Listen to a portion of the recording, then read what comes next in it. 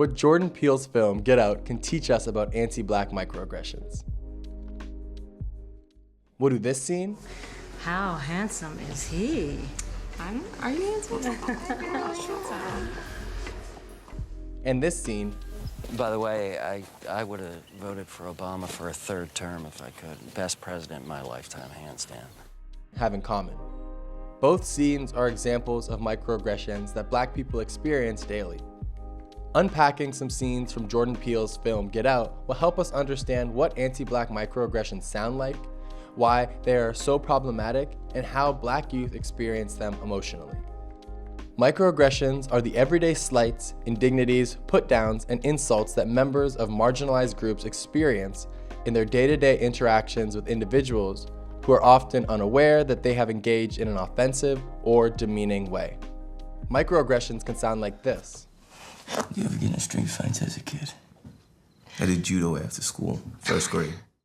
With your frame and your genetic makeup, if you really pushed your body, and I mean really trained, you'd be a beast. Notice how this comment is innocuous, seemingly innocent, and even sounds complimentary on the surface. And yet, the comment is deeply stereotypical.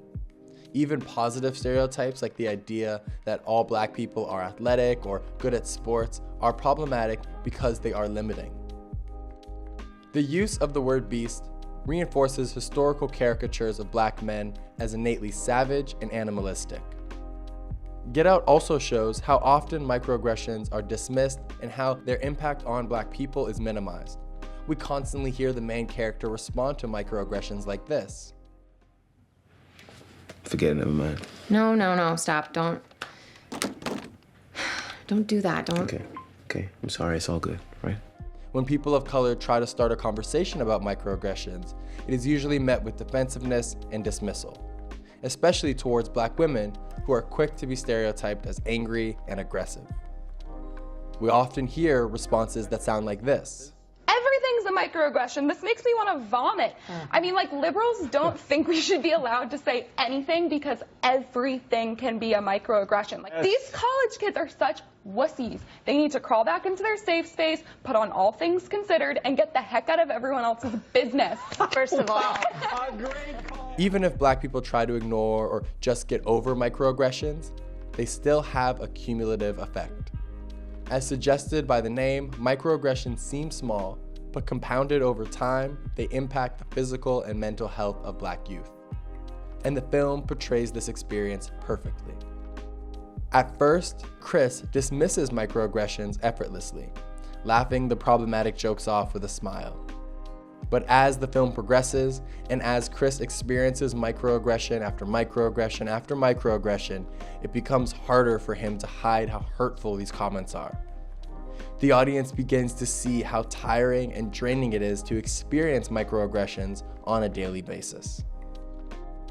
This moment in the film highlights a very important message.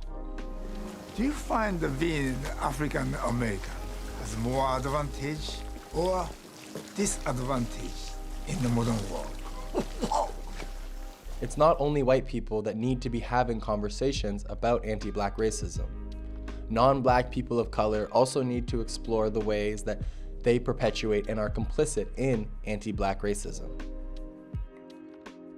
Get Out shows that most harmful forms of racism can also be under microaggression.